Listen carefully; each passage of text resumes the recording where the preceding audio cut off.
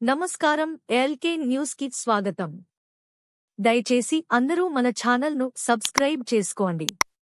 Channel నచ్చితే like చేయండి, మీ స్నేహితులకు బంధువులకు షేర్ చేయండి. ఇక వార్తల్లోకి వెళ్తే, మచిలీపట్నం జిల్లా ప్రభుత్వ సర్వజన వైద్యశాలలో శనివారం స్వచ్ఛ భారత్, స్వచ్ఛ ఆంధ్రప్రదేశ్ కార్యక్రమాల్లో భాగంగా మచిలీపట్నం ఆదిత్య డిగ్రీ కళాశాల ఎన్ఎస్ఎస్ యూనిట్ అధికారులు పరిసరాలను శుభ్రపరిచారు. రోగుల సహాయకులతో ఆసుపత్రిని శుభ్రంగా ఎలా ఉంచాలో అవగాహన కల్పించారు. ఈ కార్యక్రమంలో జిల్లా ప్రభుత్వ సర్వజన వైద్యశాల ఉపపర్యవేక్షణాధికారి, నేత్ర వైద్య నిపుణుడు జి భానుమూర్తి, ఆదిత్య కళాశాల అధ్యాపకులు, విద్యార్థులు, శానిటేషన్, సెక్యూరిటీ సిబ్బంది పాల్గొన్నారు. జాతీయ క్రీడా హాకీకి పూర్వవైభవం తీసుకువచ్చేందుకు కృష్ణా జిల్లా హాకీ అసోసియేషన్ అధ్యక్షుడు సన్నిధి నాగసాయి శ్రీనివాస్ అన్నారు. గూడూరు హాకీ క్లబ్ కార్యవర్గ సమావేశం ఆదివారం గూడూరులో జరిగింది. నాగసాయి శ్రీనివాస్ మాట్లాడుతూ, ప్రస్తుతం కృష్ణా జిల్లాలో 5 హాకీ క్లబ్లు పనిచేస్తున్నాయని వివరించారు. వాటి ద్వారా ఆయా ప్రాంతాలలో హాకీని ప్రోత్సహిస్తున్నామన్నారు. జిల్లా, రాష్ట్ర స్థాయి హాకీ పోటీలకు క్రీడాకారులను తయారు చేయడం, వారికి అవసరమైన క్రీడా సామాగ్రి సమకూర్చడం ద్వారా హాకీ పట్ల యువతలో ఆసక్తి కలిగిస్తామన్నారు. గూడూరు హాకీ క్లబ్ అధ్యక్షుడు మోటేపల్లి రత్నారావు, జిల్లా సెక్రటరీ శ్రవణం హరికృష్ణ, గూడూరు క్లబ్ ఉపాధ్యక్షుడు సలీం, జనరల్ సెక్రటరీ పెనుగొండ శ్రీనివాసరావు, కోశాధికారి నిమ్మగడ్డ దుర్గాప్రసాద్, జిల్లా కోశాధికారి విఠల్, సభ్యులు, హాకీ క్రీడాకారులు పాల్గొన్నారు. దేవాంగుల ఐక్యత ద్వారానే సామాజికంగా, ఆర్థికంగా, రాజకీయంగా అభివృద్ధి సాధించగలమని రాష్ట్ర దేవాంగ సంక్షేమ సంఘం అధ్యక్షుడు ఊటుకూరు సుబ్రహ్మణ్యేశ్వరరావు అన్నారు. ఆదివారం గూడూరు మండలం పోలవరం గ్రామంలో దేవాంగ బాంధవ్యుల ఆత్మీయ సమావేశం దేవాంగ కళ్యాణ మండపంలో జరిగింది. ఈ సందర్భంగా సుబ్రహ్మణ్యేశ్వరరావు మాట్లాడుతూ, రాష్ట్రంలోని దేవాంగ సోదరుల సమస్యల పరిష్కారం కోసం సంఘం ఎల్లప్పుడూ అండగా ఉంటుందన్నారు. దేవాంగుల ప్రధాన కుల వృత్తి అయిన చేనేత పరిశ్రమ తీవ్ర సంక్షోభంలో ఉండదని, పరిశ్రమ పరిరక్షణకు సంఘం పాటుపడుతుందన్నారు. ఈ కార్యక్రమంలో గౌరవాధ్యక్షుడు Bommina Durgaprasad, Nakkina Chinavenkatarayudu, Madisetti Sivasankarayya, all India weavers federation chairman Bandaru Anandaprasad, Erra Srinivasakumar, sarpanch Nakkina Venkata Nagaraju, Karuparthi Malliratnam, Padavala Mohana Trinath, దేవాంగులు పాల్గొన్నారు. పేద విద్యార్థులను ఆదుకోవడంలో ఎంతో ఆనందం ఉంటుందని మున్సిపల్ మాజీ చైర్మన్ మోటమరి బాబా ప్రసాద్ అన్నారు. అన్నం వీరరాఘవయ్య కళ్యాణ మండపంలో ఆదివారం మచిలీపట్నం అవోపా నూతన కార్యవర్గ ప్రమాణ స్వీకారం జరిగింది. మచిలీపట్నం అవోపా శాఖ నూతన అధ్యక్షుడిగా బిఎస్వి రమణమూర్తి, కార్యదర్శిగా గోళ్ల ప్రసాద్లు ఎన్నికయ్యారు. ఈ సందర్భంగా జరిగిన కార్యక్రమంలో బాబా ప్రసాద్ మాట్లాడారు.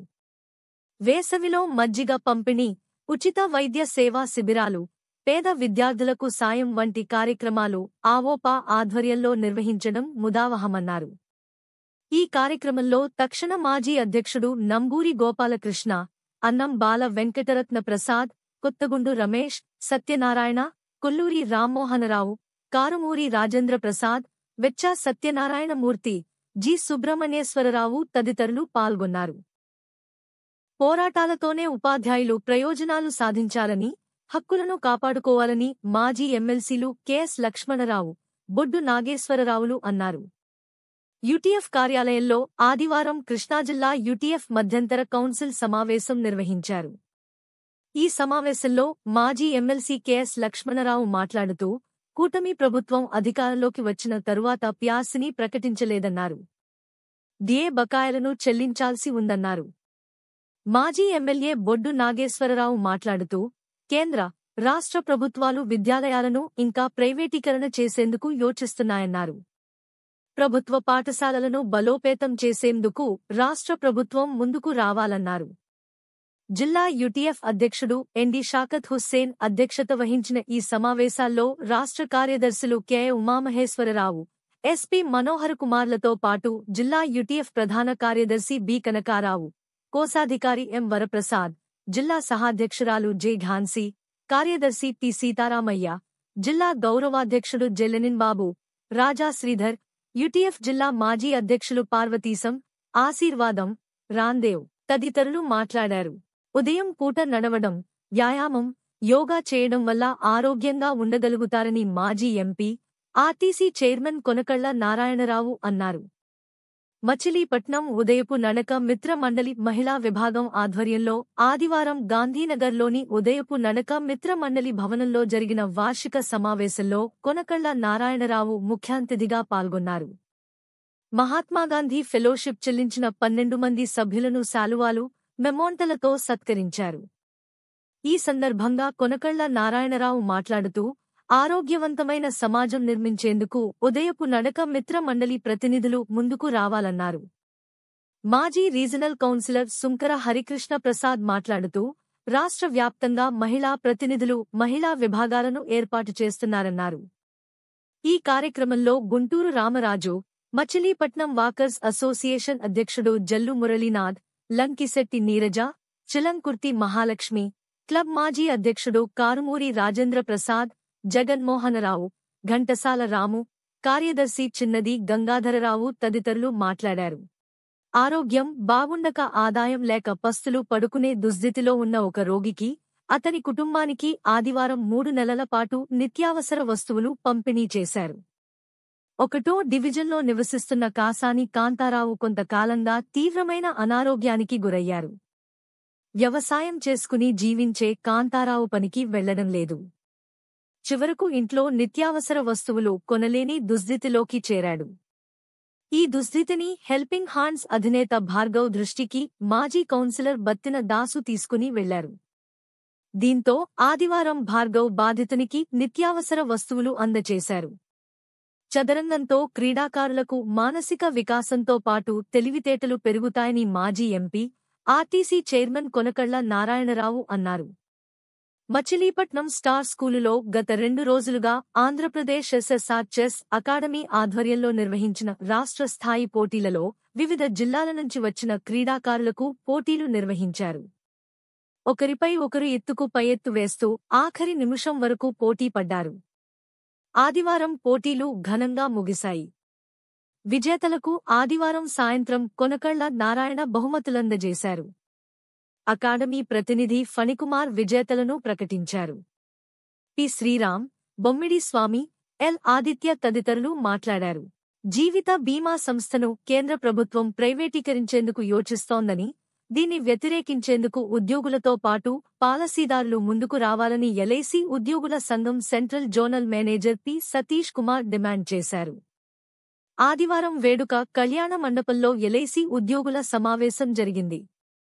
ఈ సమావేశంలో సతీష్ కుమార్ మాట్లాడారు. పాలసీదారులకు, ఉద్యోగులకు తెలియకుండానే కేంద్ర ప్రభుత్వం జీవిత బీమా సంస్థను నిర్వీర్యం చేస్తూ ప్రైవేటు బీమా సంస్థలను పరోక్షంగా, ప్రత్యక్షంగా ప్రోత్సహిస్తుందన్నారు. ఎల్ఐసి ఉద్యోగుల సంఘ ప్రధాన కార్యదర్శి జి. కిషోర్ కుమార్ అధ్యక్షత వహించిన ఈ కార్యక్రమంలో మాజీ ఎమ్మెల్సీ కెఎస్ లక్ష్మణరావు, అధ్యక్షుడు J. Sudhakar, LIC senior divisional manager Gurivindapalli Sudhakar Babu, నాయకులు Radhakrishnamurthy, Ramu, Rajarao, CH Rajesh, K A. Umamaheswararao, Sambasivarao, bar association అధ్యక్షుడు పోతురాజు, ఎల్ఐసి క్లాస్ 1 ఉద్యోగుల సంఘ నాయకుడు రమేష్ కుమార్ తదితరులు పాల్గొన్నారు. మచిలీపట్నం పార్లమెంటు నియోజకవర్గం అభివృద్ధి కోసం నిరంతరం కృషి చేస్తున్న మచిలీపట్నం ఎంపీ వల్లభనేని బాలశౌరి మచిలీపట్నం రైల్వే స్టేషన్పై గతంలో ఇచ్చిన హామీలను వెంటనే అమలుపరచాలని మచిలీపట్నం బార్ అసోసియేషన్ మాజీ అధ్యక్షులు లంకిశెట్టి బాలాజీ డిమాండ్ చేశారు. మచిలీపట్నం రైల్వే స్టేషన్లో వృద్ధులు, మహిళలు పిల్లలు కోసం లిఫ్ట్ ఏర్పాటు చేస్తామని హామీ ఇచ్చి సంవత్సరం దాటుతున్న నేటికి ఏ విధమైన పని ప్రారంభించకపోవడం శోచనీయమని బాలాజీ అన్నారు. మచిలీపట్నంలో లిఫ్టు మరియు ఎక్స్లేటర్ లేకపోవటం వలన రైల్వే ప్రయాణికులు తీవ్ర ఇబ్బందులు పడుతున్నారని బాలాజీ అన్నారు. విశాఖపట్నం ట్రైన్కి వెళ్లే ప్రయాణికులు ఇబ్బందులు వర్ణనాతీతంగా ఉన్నాయని బాలాజీ అన్నారు.